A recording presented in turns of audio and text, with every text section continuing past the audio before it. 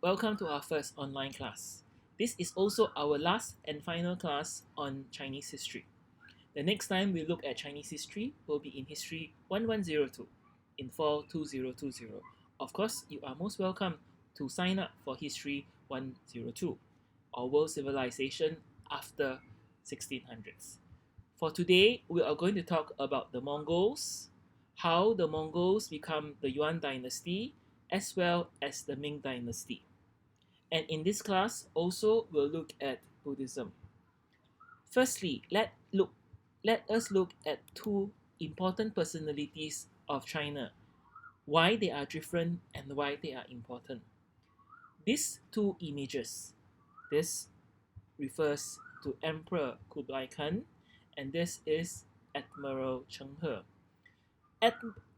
Emperor Kublai Khan is perhaps the most famous Chinese emperor in the West. He is most well known to be the star in the book of Marco Polo, the marvels of the world. We know a lot about Kublai Khan through Marco Polo. As much as we would like to say that Marco Polo really exists, for today at least, we're going to say that Marco Polo is a real person. He is a real person, but whether he traveled to China, that is a different story altogether. I will look at it later. Uh, and the second person is Admiral Cheng He. Admiral Cheng He or Laksamana Cheng He is a Yunanese Muslim. Both Kublai Khan and Admiral Cheng He are non-Han Chinese, and this represents one important part of Chinese history. Not every important personality of Chinese history are Han Chinese. In today's class, we can see that the Mongols represents the first time that a non-Han Chinese race emerged as the supreme dynasty of China. Yes, before the Yuan dynasty, there were a few non-Han Chinese dynasties, for example, the Toba Wei dynasties. But the non-Han Chinese dynasties were generally regional dynasties, much smaller and very seldom on a larger scale, or in this sense, a world scale, one of the biggest land empires in the world. Okay, let's look at today's class. Today's class will look at the Mongols and we'll look at Yuan dynasty.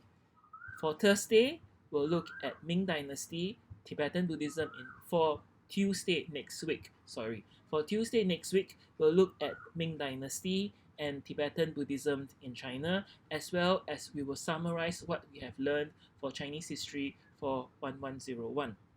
Okay, so for today, we're just going to look at number one, the Mongols, and how the Mongols become the Yuan dynasty. Number one, the Mongols. The Mongols were a group, a tribe, a very small group of steppe nomads.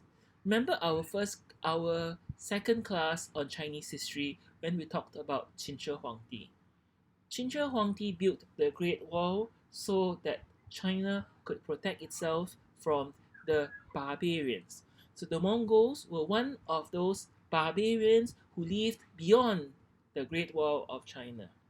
The Mongols were nomadic tribes. Their food were mainly livestock and hunting.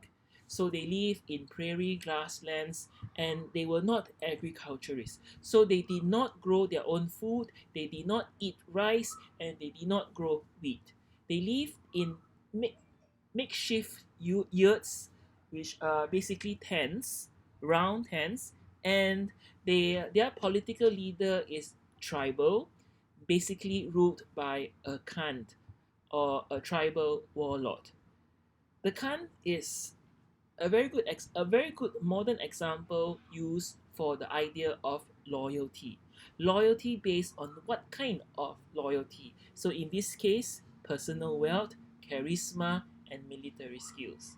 The Mongols were perhaps very much influenced by their military skills. So much so there is a Chinese idiom that says that you can conquer the world on a horseback, but it is very difficult to govern the empire on a horseback. In this sense, the Mongols perhaps defined very much a tribal group that lived beyond the Great Wall of China. But the Mongols were important in Chinese history is because this group managed to cross the Great Wall of China, moved into China proper, and overtaken the Han Chinese and became the ruling dynasty of China.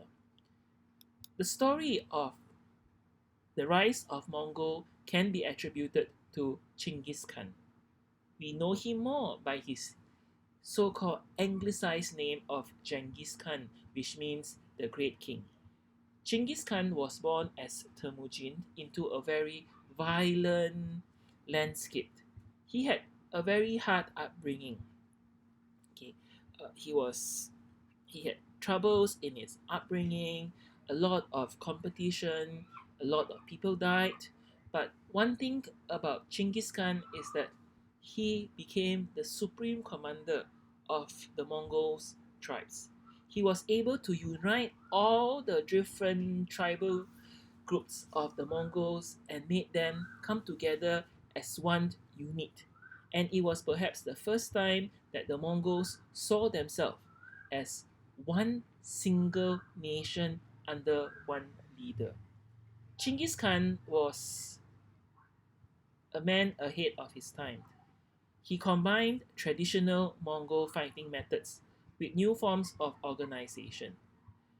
The Mongols lived in the nomadic steppe areas, which meant that they were they grew up using horses, and horses meant that they could strike military strikes in quick style. Unlike using other forms of battle, the horses allowed them to. Sorry, my cat is with me. The horses allowed them to strike very long distance in very short periods of time. And Genghis Khan, his reputation precedes him. For example, he uses a lot of propaganda even before attacking his enemies. He will tell his enemies or the cities that he's going to attack, surrender or you will be destroyed. And with the ability to use modern or to that time gunpowder and guns, he was able to conquer a very large empire, the largest land empire in the world. Let's look at this short video on the Mongols.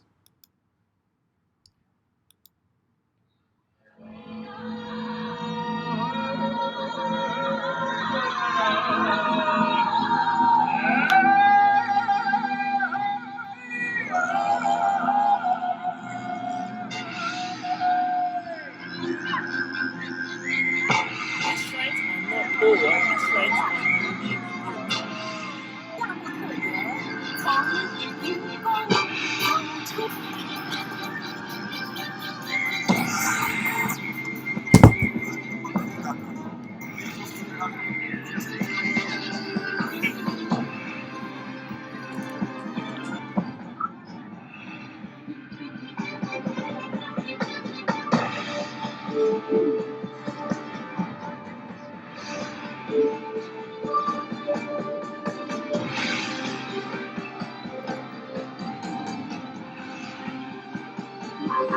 是马会的演出是成腾飞的象征，世世代代传承至今。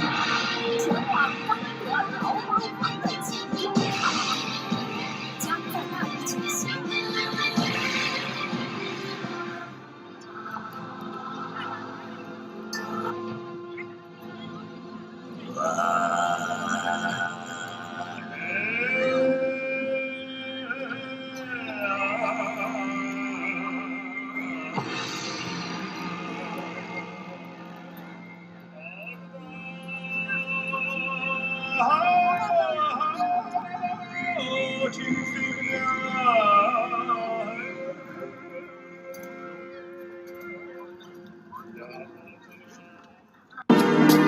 As you can see in this video, Genghis Khan is very well remembered and respected among the Mongolians.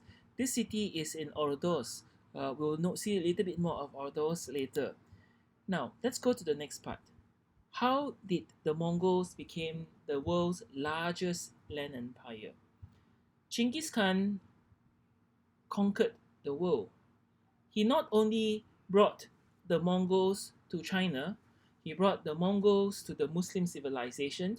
We have seen this before, where the Mongols attacked the cities, the Abbasid cities of Baghdad, Bokhara, and Samarkand.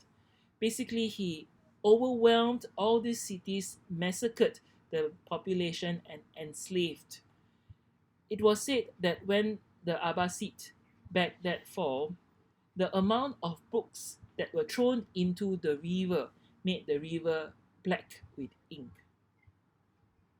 The Mongols also went to Russia, and their furthest reach were in Germany.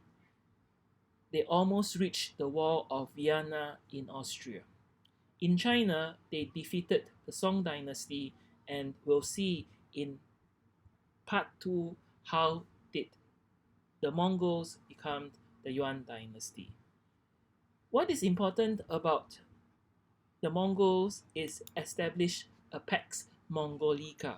For about 150 years, the Mongolian Empire or the Mongol Empire was the largest single ruling bloc of land-based empire, where Genghis Khan is able to rule the whole world from either Karakoram or Beijing through appointed relatives or clan leaders. The Pax Mongolica in history is very important because it meant the Silk Road is now open for business again.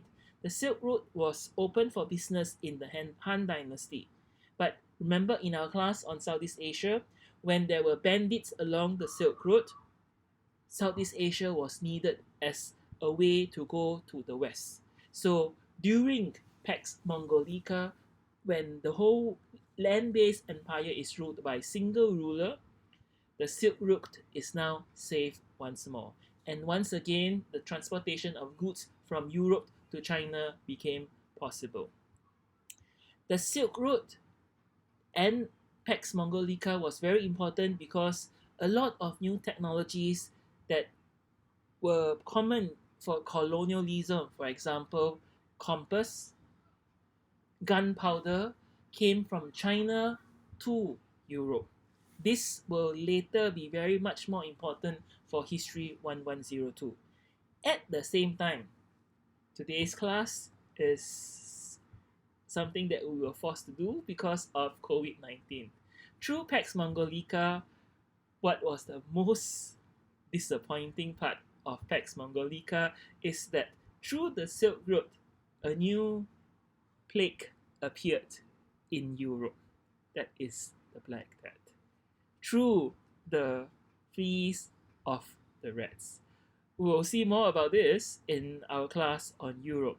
But what we can say about the Pax Mongolica is that for the first time in history, a land-based empire stretches from all the way from Europe to China in the east.